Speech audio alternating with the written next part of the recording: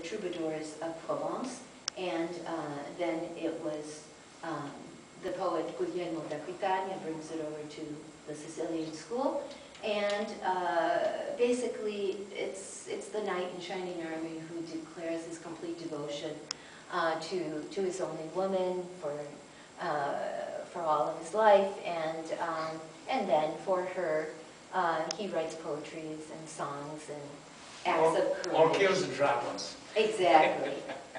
Now, the Codice della Cavalleria, the code of chivalry, we know is, faithful to the lady, faithful to the damsel, to the lady, to the church, protector of women, of poor.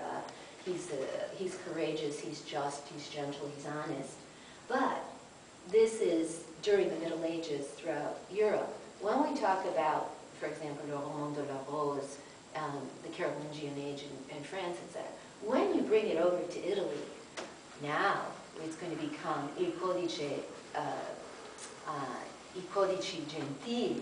We're going to begin to think about, this entire this idea about the gentle, noble heart, and that's going to be quite revolutionary.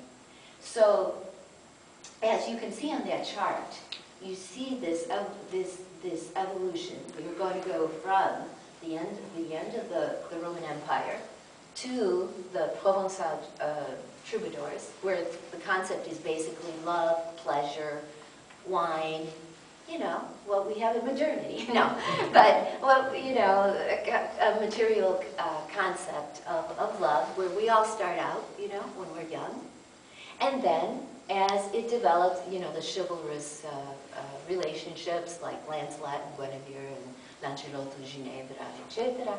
And then we are going to imitate it in the Sicilian school. It's going to have a courtly spirit. It's going to, of course, be led by the Re Poeta Federico II. It is really, I want to give the Sicilian school a lot of credit, because this is, sometimes we think of Tuscany and, Florence, the Renaissance, the place where so much contributions of civilization. Yeah. But we really have to recognize the Scuola Siciliana, because this is where it really has its foundation.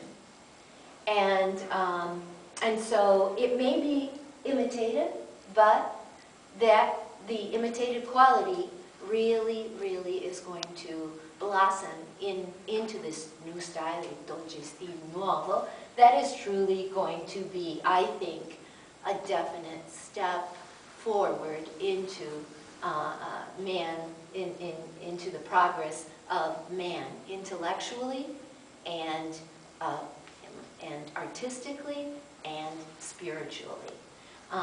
So then we're going to continue on to the Tuscan school, and the Scuola Bolognese, at about the same period, although the Scuola Bolognese is first. And we're going to have more of a political spirit in Florence, and that's going to come out very democratic, very free. And then the Bolognese school is going to have a philosophic spirit, because the influence of the universities at this time, Padova, and most importantly, and particularly, L'Università di Bologna, the University of Bologna, which is the oldest university of the world. One can argue perhaps La Sorbonne is, but I think 1088 is the beginning of the university in Bologna. So it has a mystical quality, and finally from there, from this very philosophic and mystical quality, the spirit of poetry that comes from that school, will come the genius of Dante Alighieri in giving us the quintessential complete evolution of what love is, from materialistic to